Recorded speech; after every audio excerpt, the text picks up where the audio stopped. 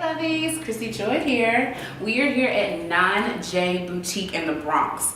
We're going to take a little bit of tour of the Galatique and really get to know about Jerome Lamaar, the most amazing designer, and find out how he got started and where he is now. So let's get started. We are here with Jerome Lamaar, love, and we're going to get started and take a little tour of the Galatique. So let's get started here. Yeah, of course. So in the front of the store, the Galatique, it's always some cool artifacts or things that we either find or make. Mm-hmm. My fiance collects a lot of these cool jars. Mm-hmm. They're all for sale. You know what I mean? Come get them. No. But they're mixed with antiques, with some modern shapes that he has, mm-hmm. along with some African art, which was from the Afro Collision story that we did for the whole store. Yeah.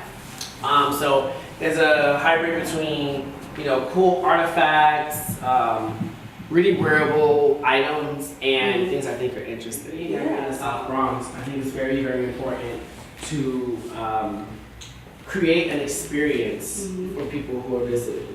So this first kind of merchandise reference is based off my interpretation of what basics are. Like for example, the jean from M65 Studio, which is an emerging brand. They have all these cool zippers.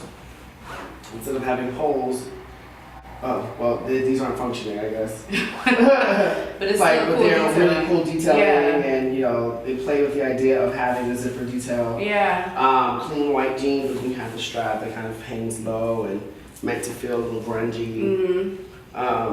Really good brand. Alongside, Roderick's stuff as well. Roderick, my assistant, he makes these cool sweatshirts, which is a dolman, played with a nice cinch waist. He's doing more of them in different fabrics this summer, this spring, so I'm on his ass. And then I have my basic things that people always come to buy in 9J. Yeah. Coach jacket with the SBX LX, which is South Bronx Luxe, which is a term I made up to define the store's aesthetic.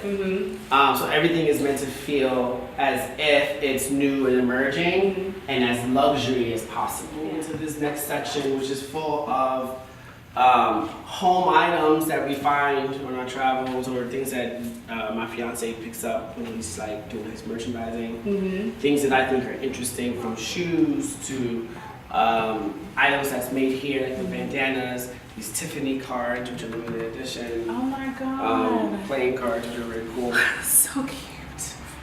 Then you go into something that is cool. I love Kenzo, Kenzo tarot cards. It's a little mystic. So this is my little mystical section. And then you move into this wall, which is basically.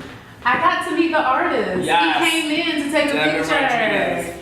This guy's amazing. He's 20 years old. He's from the Bronx. He's actually from down the street. And it looks like a picture, but it's a painting. Literally, if you get up into the detailing, you can see the strokes. Powerful. It's amazing. So I heard he took a picture of you sitting over here and just. And he worked on it for 3 months. Wow. And he got everything from the silk on my kimono to my fat belly. Oh, is it the little belly button? Yeah, to my pimple on my forehead. Yeah, all of it. I love it, but it's real. It's not like an airbrushed, we're gonna try to make sure it looks perfect. And I remember that day so vividly. So it was really, really cool. So let's get down to the bottom of the real Jerome. I feel like we all have questions that we've all wanted to ask. Everybody sees you on Instagram or sees the presentations and the fashion week and the design, actually celebrities walking around in your goods all the time. But it's who is Jerome? Let's get down to the bottom of who he really is. Wow. So Jerome. all the way to the nitty gritty. All right. All the way from the beginning. I am a goofy, hardworking, almost type A individual. I like things a certain way. I know how I want them to be. I have a very sharp vision of how I want everything to be. Even the way on my bummiest day, I know how I'm gonna look when I'm walking down the street. Bummy to a certainty, though. You gotta keep it cute. It's your store, Of course. But I really am a hardworking. I think my work defines me a lot, so I use that as my vehicle to express myself in any way possible. So, I was here till 1 o'clock in the morning yesterday. working on another project, which is coming out soon. And then I, was a little exhausted, and I still have to get up and work some more. I think working sexy. And the real Jerome is, I'm tough. I'm a tough person. I'm really tough.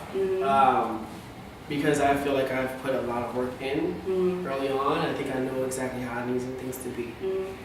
Speaking of which, this all started at 15. Yeah, 15. At 15. At the time when we are freshmen in high school, like trying to find ourselves, like who we are as women and men, you are like starting as an intern at Baby Fat. Yeah, like, that was an amazing experience, and that had a great deal on who I am as a person today. Being around Russell and Kimora when it was the height of all things hip hop, all things music, all things black, really was amazing. I got to see a lot of young professionals who were college graduates of color.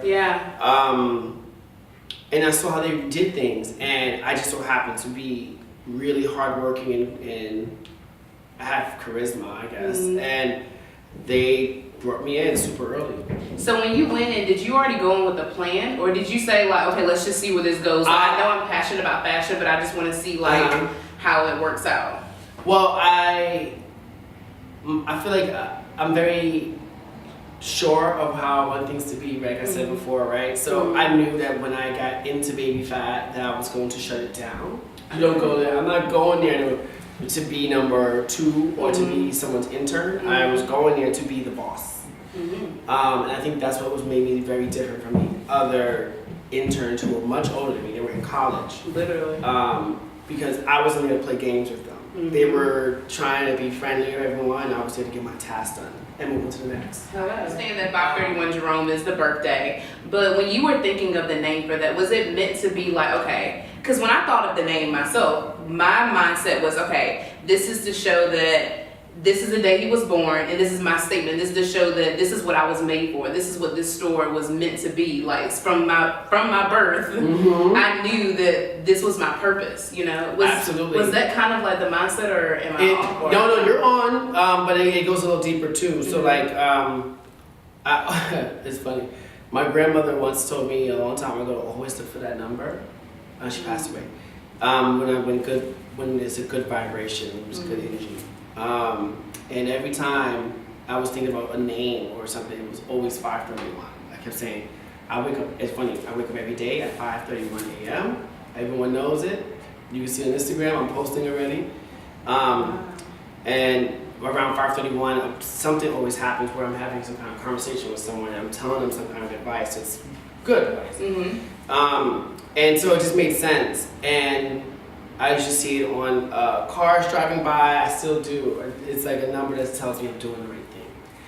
Like confirmation. It is. And it really is confirmation. Because every time I see it, what I asked for it to happen happens. I always try to think, okay, what is it about this person that makes them successful that we're not seeing? Like there's a missing piece. Like of course in other interviews they're gonna say certain things, but it's something else. And I think that yours is that you always are a step ahead, and I also think that you're not thinking about yourself. You're thinking about everybody else around you. And when you stop focusing on, okay, it's about me, I want to be singing, and you say, okay, no, let me create a platform for the next generation to grow instead, then you have no choice but to be successful. Right. There's a lot of people who are so selfish. Like, I don't get it. But I think it's a domino effect, right? You help someone, they help someone else, this, that, and third. And I want to go not way back to before I started my brand. I was in a conference with other designers, other editors, there were models, all of color, and there was a designer who's older, different generation of color, and he was doing a conference and he was slandering the hip-hop community. But that's just not it. The hip-hop fashion community, which gave me my platform, right? He didn't know I was in his audience. But he knew when I stood up and asked a question. He realize that, right? Because I was like, hey, I was doing trends, so I didn't have a brand. Just was like, there's no designer in here. They're all afraid to talk. I can speak, so I'm gonna stand up, right? Okay. So I stood up and was like, okay, awesome. We respect you. We love what you're doing. But how do we connect your generation from the 70s and the 60s to ours? And he said, well, sweetie, isn't that what we're doing right now? Yeah, Wow. Same reaction. So I said, thank you. And I sat me down, passed the mic, and I said, I want to erase him. Wow. That is... And I have my willpower. I feel like I can move mountains with my willpower. And I, for some stupid reason, I think I can. It's kind of bad. But I feel like I can raise, the dead sometimes. I don't know why. But when he said that to me, and I said, I named a few designers that were doing it way prior to me. Many we know. And when the designer's response to me was that, I said, I gotta do my line. You just answered my question, because I feel like every designer has a defining moment that makes them say, okay, now's the time. It may be for some people, they may have gotten fired from a job, or something happened with finances and they're like, okay, but there's always that push that gets you that's like, okay, now's And the next day, I started sketching, and it just kept coming. And I said, I'm gonna show at the end of this year. I'm gonna show in September. Kept going. And then that was it. But before I even showed, Fashionista wrote a story like that, wrote an article about, emerging designers. I'm like, how do you even know I was like designing? Because I wasn't on the fashion calendar, I wasn't doing anything. But I think the energy was there, they knew. And but I feel like some people can know, well, to a point. It's kind of like you grow up in this military family where everything is to the, and you're like, okay, I know that I can't be anything second best, but sometimes it's still that fear inside that you're like, okay, maybe I could be second best, but it's like, but no, when you push past that fear and say, okay, no, there could be a possibility, but I'm not gonna let that possibility come to my mind. It's funny, I don't see fear. I don't know why. That's good. I only see what I want the end result to be. And maybe that's why I'm still happy-go-lucky still, because I don't acknowledge the lows as much as I acknowledge the highs. The highs to me is always more important. So I knew if I was going to do anything that dealt with fashion, I had to put it in. And I didn't care about being glamorous, or I still don't. I never cared about I don't really care that much about fashion. I don't care that much about fashion. I think it's more. There's something more. There's something more to it. And I think between spirituality and this kind of divine timing that I always talk about. It's very, very real. And I think that I'm using fashion as my tool to express it to others, to show that it's possible, that anything is actually possible, especially if you work towards it. It is. And just a little bit of sacrifice, you can do a lot.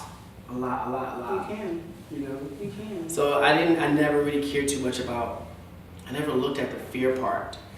I think my dad was training me to become an assassin or something. My mom and my dad, they were very if I see a task, I need to get it. I'm kind of Roger can attest to it, that I'm a little bit of a drill sergeant, but it comes from a good place, right?